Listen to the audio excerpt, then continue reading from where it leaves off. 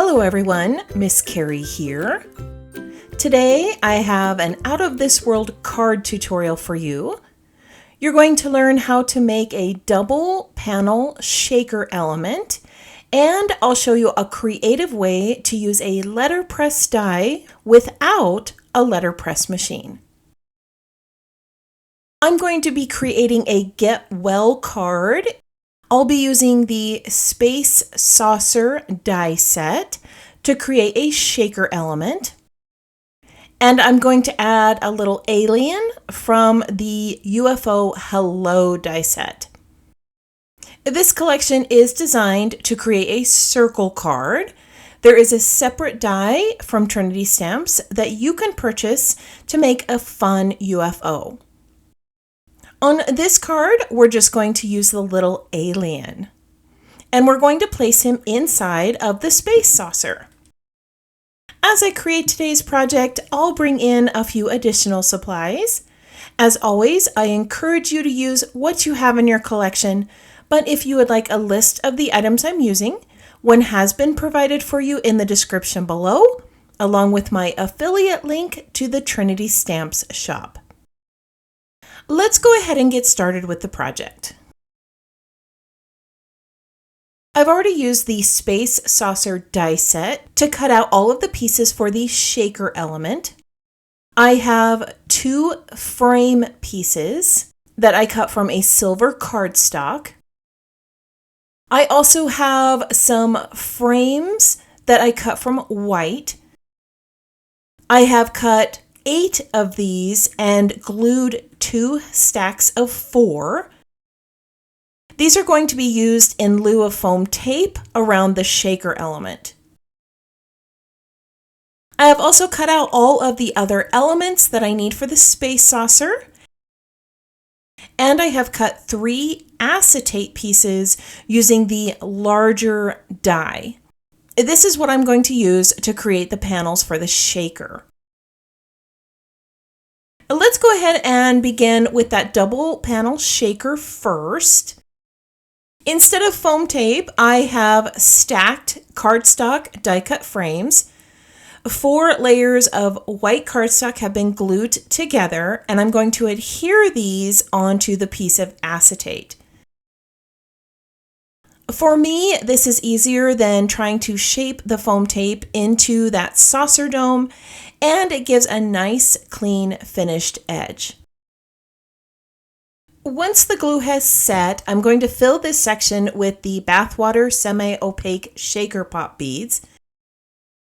These are blue and semi-translucent, and they look a lot like little sci-fi bubbles. I want these to fill up most of the space, but still move freely. Now I'm going to bring in a second piece of acetate and adhere it right over the top. I'm going to set a stamping block over the top while the glue sets. As that's drying, I'm going to start building the alien compartment. I'm going to take the 3rd acetate piece and glue it onto the second white frame stack. Then I'm going to layer the first silver frame over the top. When you're applying glue around the edge, you want to use just a small amount and apply it evenly. This is going to prevent any leakage or warping. If you get any glue on the acetate, just grab a wet cloth and wipe it off before you assemble the rest of the pieces together. The next step is to finish building the spaceship. I cut out 2 of each of the pieces that are needed to build the UFO. By layering these 2 pieces together, I'm creating a slight amount of dimension without the need of foam tape. This kind of fits together like a puzzle. The silver piece is going to sit right here. I'm going to layer 2 of them together to add some depth. And then I'll lay this frame piece across the top. Now for the tricky part, the little button details. I wanted to avoid inlaying those tiny circles, so I added double-sided tape to the back of this silver cardstock before I die cut it. This way, all of the dots stayed in place, and all I have to do now is glue this top layer over the silver piece with the buttons.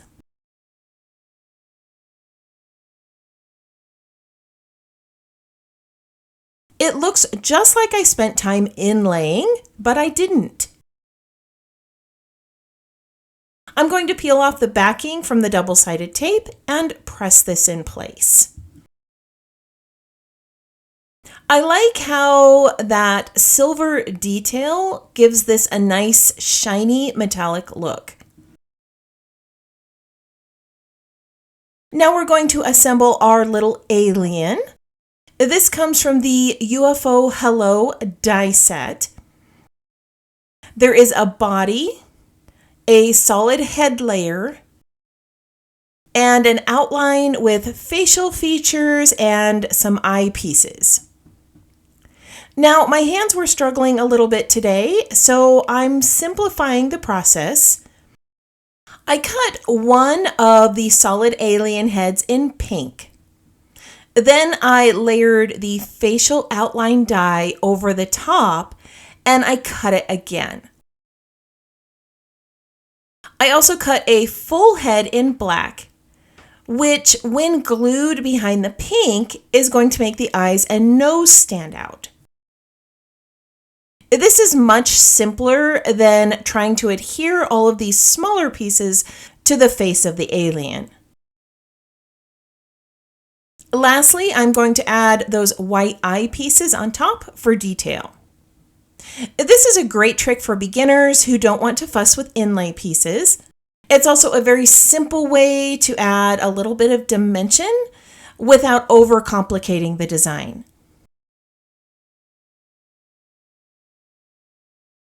Now we're going to take all of these elements and assemble our double panel shaker. I'm going to place the alien on the acetate with the baubles, and then I'll place the silver frame with the acetate over the top. Once these are all sandwiched together, it looks like the alien is sitting right inside the spaceship with all of those blue space bubbles behind him, but those elements aren't running over the top of the alien, so we've been able to separate them with this double panel shaker. I'm going to attach the lower piece of the spaceship below the alien. This space saucer has a couple of other final details that you can add. There is this little silver topper that goes at the top. This also has 2 additional tiny pieces that could be layered over the top. There's also this little highlight piece that can go over the glass, but I'm going to leave it off because I don't want to lose sight of the alien. All that's left now is to create the background for our card and assemble all the pieces together. I wanted to use the Time Warp Letterpress Plate because it has such a great design for all of the Trinity stamp space-themed items. I don't have a Spellbinder's BetterPress, so I found an alternative method. Here's what I did. I first dusted my black cardstock with anti-static powder. I do plan on heat embossing this, and I want to try to keep as much of the design intact. I'm going to tape the cardstock to my top cutting plate to keep it from shifting. In this sandwich here, I just have the A base plate and my magic mat.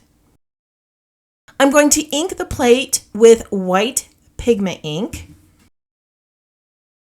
Now I'm going to carefully align the paper and run it through just like an embossing folder.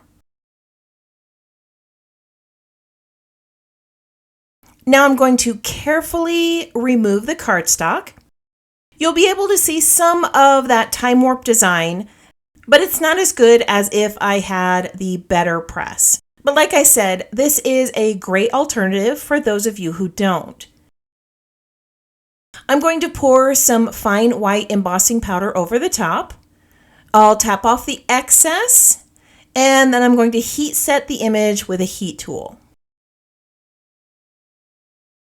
Now, as you can see, this design is not as crisp and it's not raised like a real letterpress, but it is giving us the look of that cool warp speed. The Spellbinders BetterPress has been on my wish list for a while, so if you own this, let me know in the comments if it's worth the investment. And if you don't, let me know if you plan to try this technique.